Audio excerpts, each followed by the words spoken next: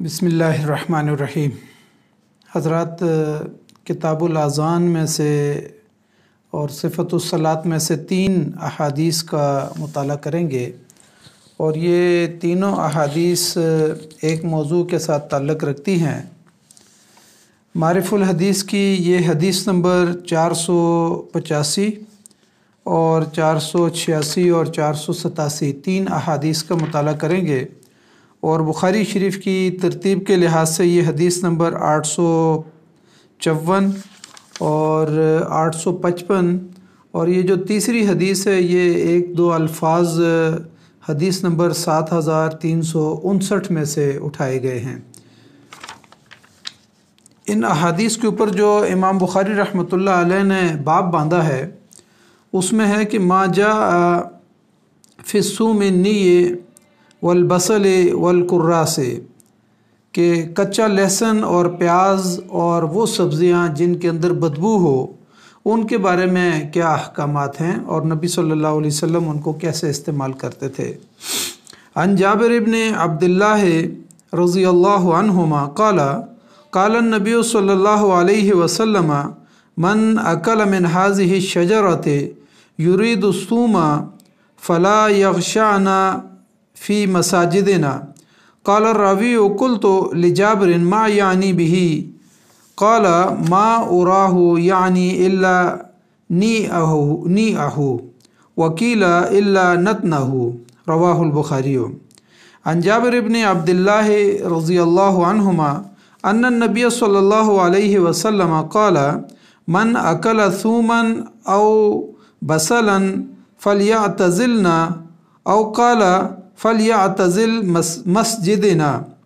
वलयक़उद फ़ी बैतिही व अन्न नबी सल्लल्लाहु अलैहि वसल्लम ऊतिया बिक़िद्रिन फ़ीही ख़ज़रातुन मिन बुक़ूलिन फ़वजद लहा रिहन फ़सअल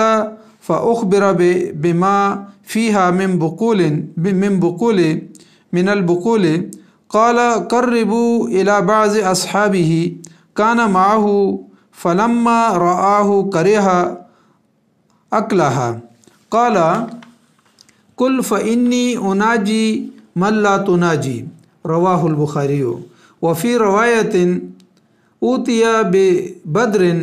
यानी तबक़न फ़ीही ख़ज़रातुन। रवाहुल बुखारी।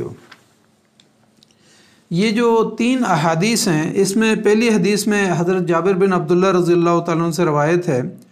उन्होंने कहा कि नबी सल्लल्लाहु अलैहि वसल्लम ने फरमाया जो शख्स इस पौधे यानी लहसुन से कुछ खाए और हमारे पास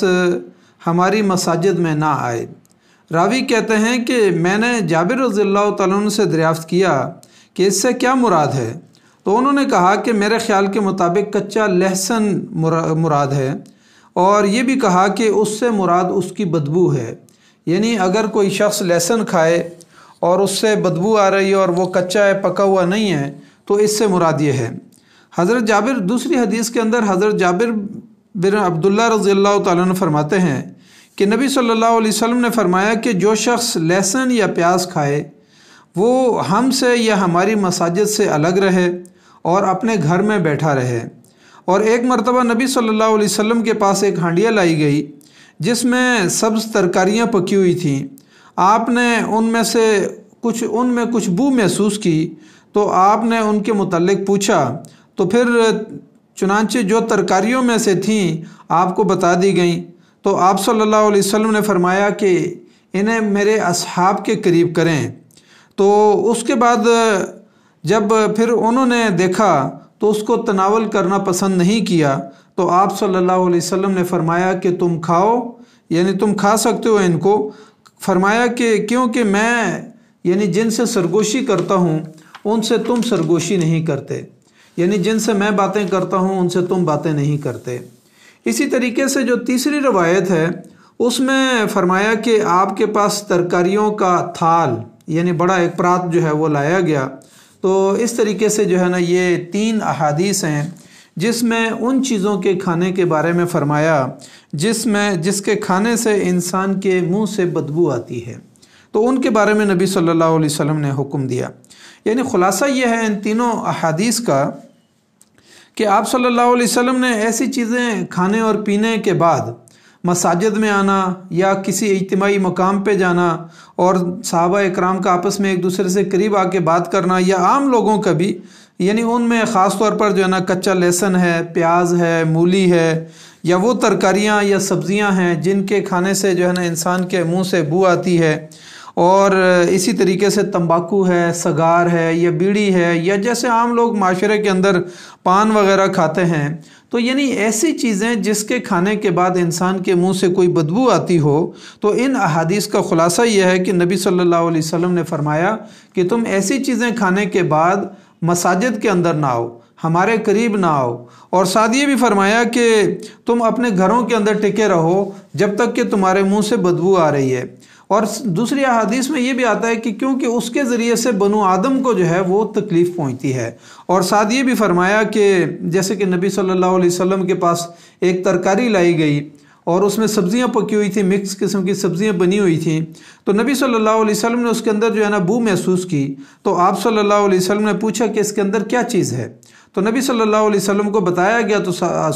نبی صلی اللہ علیہ وسلم نے کہا کہ یہ میرے صحابہ بیٹھے ہوئے ہیں، آپ ان کے قریب کریں، تو ان کے جب قریب کی گئی تو اس میں بو تھی، انہوں نے بھی اس کو کھانا پسند نہیں کیا، لیکن بعد میں نبی اکرم صلی اللہ علیہ وسلم نے فرمایا کہ تم اس کو کھاؤ، اس لیے کہ میں جن سے سرگوشی کرتا ہوں یا بات کرتا ہوں ان سے تم بات نہیں کرتے، یعنی صحابہ اکرام کو کہا کہ چونکہ فرشتے تمہارے پاس نہیں آتے ہیں تو تم اس کو کھا لو، لیکن نبی صلی اللہ علیہ وسلم نے خود اس کو نہیں کھایا، اس لیے کہ اس کے اندر تھوڑی سی ری اور بو موجود تھی۔ اس کا مطلب یہ ہے کہ یہ عارضی طور پر جو ہے یہ یعنی اس کے اندر جب بو ہو تو اس کو کھانے سے منع کیا گیا، اور اس کے بعد مسجد میں آ کے نماز پڑھنے سے اور جو پبلک کے مقامات ہوتے ہیں ان کے اندر آ کے بیٹھنے سے منع کیا گیا ہے۔ دراصل یہ سبزیوں کی مثال بالکل اسی طریقے سے ہے، یا پیاز اور لہسن اور مولی اور اس طریقے سے دیگر جو چیزیں جن کی وجہ سے انسان کے منہ سے بو آتی ہے، یہ بالکل اسی طریقے سے ہے کہ جس طریقے سے بعض اوقات انسان کو متعدی بیماریاں ہوتی ہیں، مثال کے طور پر جزام کی بیماری ہے، یا زکام لگ جاتا ہے، یا چھینکیں آ رہی ہیں، یا اس طریقے سے کوئی اور بیماری ہے جو ایک فرد سے دوسرے فرد کو لگنے کا امکان ہے، تو ایسی بیماریوں کے اندر بھی جو ہے نا منع کیا گیا ہے نبی صلی اللہ علیہ وسلم نے کہ ایسے لوگوں کو جو ہے نا پبلک مقامات پر مساجد کے اندر نہیں آنا چاہیے۔ تو یہاں پر بھی یہ فرمایا کہ اگر ایک آدمی نے لہسن کھایا ہے، پیاز کھایا ہے، مولی کھائی ہے، یا کوئی اور سبزیاں کھائی ہیں جن کی وجہ سے اس کے منہ سے بو آ رہی ہے، تو اس کو جو ہے ایسی مساجد میں اور ایسے مقامات پر نہیں آنا چاہیے۔ تو جب یہ عارضی بیماری ختم ہو جائے، یا یہ بو جو عارضی طور پر انسان کے اندر پیدا ہوتی ہے، اگر یہ ختم ہو جائے تو پھر اس کے بعد انسان کو آنے کی اجازت ہے، اس میں کوئی حرج نہیں ہے۔ مثال کے طور پر معدان بن ابی طلحہ یا عمری بیان کرتے ہیں کہ حضرت عمر رضی اللہ تعالیٰ عنہ نے ایک مرتبہ جمعے میں خطبہ دیا اور فرمایا کہ اے لوگو تم ان درختوں سے کھاتے ہو، یعنی لہسن اور پیاز کی طرف اشارہ کیا، اور کہا کہ میں نے رسول اللہ صلی اللہ علیہ وسلم کے دور میں دیکھا کہ ایک شخص کو جس کے منہ سے بدبو آ رہی تھی تو اس کو پکڑ کر جو ہے مسجد سے باہر نکال دیا گیا، اور جنت البقیع جو یعنی قبرستان ہے بقیع کی طرف اس کو جو ہے نا نکال دیا گیا۔ تو پھر فرمایا کہ پس جو شخص تم میں سے لہسن یا پیاز کو کھائے تو ضروری ہے کہ اس کو پکا کر کھائے اور اس کی بو کو زائل کر دے، تو اس کے بعد آپ اس کو استعمال کر سکتے ہیں۔ یہ حدیث جو ہے یعنی صحیح بخاری اور سنن نسائی اور ابن ماجہ کے اندر موجود ہے۔ اسی طریقے سے حضرت ابو بردہ بیان کرتے ہیں کہ حضرت مغیرہ بن شعبہ رضی اللہ تعالیٰ عنہ بیان کرتے ہیں کہ ایک مرتبہ میں نے لہسن استعمال کیا، لہسن کھایا، اور اس کے بعد جب میں مسجد نبی صلی اللہ علیہ وسلم میں آیا تو نبی صلی اللہ علیہ وسلم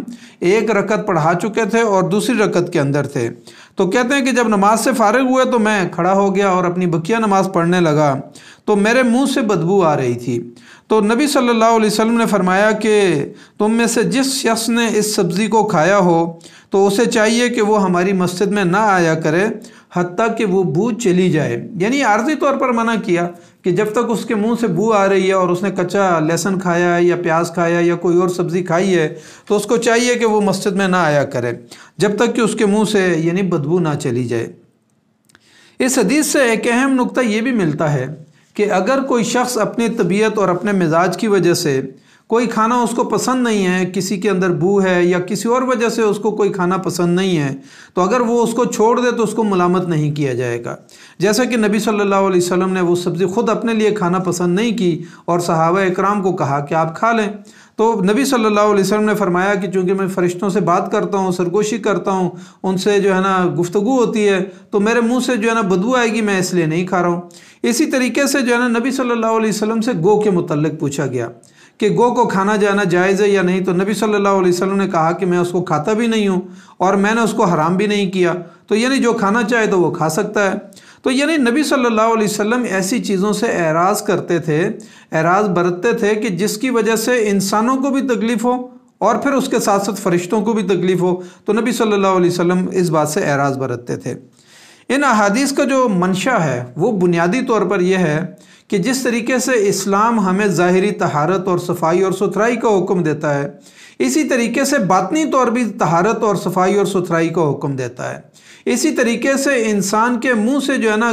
کئی وجوہات سے بدبو آ سکتی ہے۔ مثال کے طور پر جو ہے نا یہ سبزیاں کھانے کی وجہ سے بھی ہو سکتا ہے، یا بعض اوقات انسان کے مسوڑوں سے بو آ رہی ہوتی ہے، یا پھر انسان کی ناک کے اندر جو ہے نا بعض اوقات انفیکشن ہو جاتا ہے، وہاں سے بدبو آ رہی ہوتی ہے، یا معدے کی سڑان سے جو ہے نا جب انسان گفتگو کر رہا ہوتا ہے کسی کی طرف مڑ کے تو اس سے بدبو آ رہی ہوتی ہے۔ تو نبی صلی اللہ علیہ وسلم نے ان چیزوں سے ممنوع فرمایا اور ممانعت فرمائی کہ ایسے شخص کو جو ہے نا کسی اجتماعی مقام پہ نہیں آنا چاہیے جس کی وجہ سے بنو آدم کو تکلیف پہنچتی ہو یا فرشتوں کو تکلیف پہنچتی ہو۔ اور پھر نبی صلی اللہ علیہ وسلم نے ایسے لوگ جن کے یعنی منہ سے بدبو آتی ہو، تو ایک تو یہاں بتا دیا کہ آپ اس کو سرکہ استعمال کر کے جو ہے نا بدبو کو ختم کر سکتے ہیں، یا پکا کے اس کو جو ہے نا ختم کر سکتے ہیں، یا آپ کے منہ سے جب بدبو ختم ہو جائے تو اس وقت تک جو ہے نا آپ باہر نہ آئیں، اپنے گھر میں رہیں۔ تو یعنی یہاں پر پھر نبی صلی اللہ علیہ وسلم نے یہاں تک بھی بعض چیزیں بتائی ہیں کہ اگر ایک آدمی کے معدے سے بدبو آتی ہے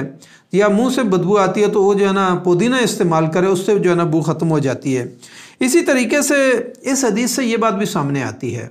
کہ آپ کے گھر کے اندر کا ماحول جو ہے نا وہ پاکیزہ اور صاف ستھرا ہونا چاہیے۔ اسی طریقے سے آپ کی گلی کا جو ہے نا صاف ستھرا ماحول اور پاکیزہ ہونا چاہیے، جس کی وجہ سے انسانوں کو جو ہے نا تکلیف نہ ہو اور اس گلی میں باقی لوگوں کو تکلیف نہ ہو۔ اس سے یہ بات بھی ثابت ہوتی ہے کہ جو آج ہماری مساجد میں شور و شغف ہوتا ہے،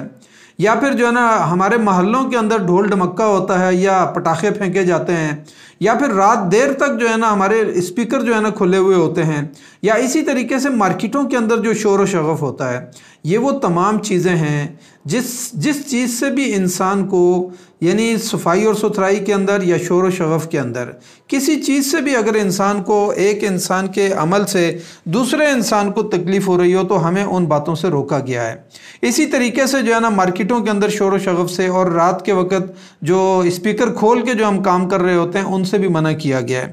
اسی طریقے سے یہ جو فضا ہے ہمارے گرد چاروں طرف جو ہے نا ہماری گاڑیوں کی وجہ سے یا مختلف جو ہے نا آگ لگانے کی وجہ سے جو ہماری فضا جو ہے نا آلودہ ہو جاتی ہے، یہ تمام احادیث جو ہے نا اس بات پر ہمیں سبق سکھاتی ہیں کہ ہم اپنی فضا کو بھی آلودہ ہونے سے بچائیں، اپنے گھر کے ماحول کو بھی، اپنی گلی اور محلے کے ماحول کو بھی، اور اپنے ظاہری بدن کی طہارت کو بھی، اور یہاں تک کہ جب ہم مسجد میں جائیں تو ہم مسواک کر کے جائیں، ہم مسجد میں جائیں تو اپنے منہ کی بدبو کو ختم کر کے جائیں، کسی مجلس کے اندر ہم بیٹھے ہوئے ہوں تو ہماری منہ سے اور ہمارے جسم سے اور ہمارے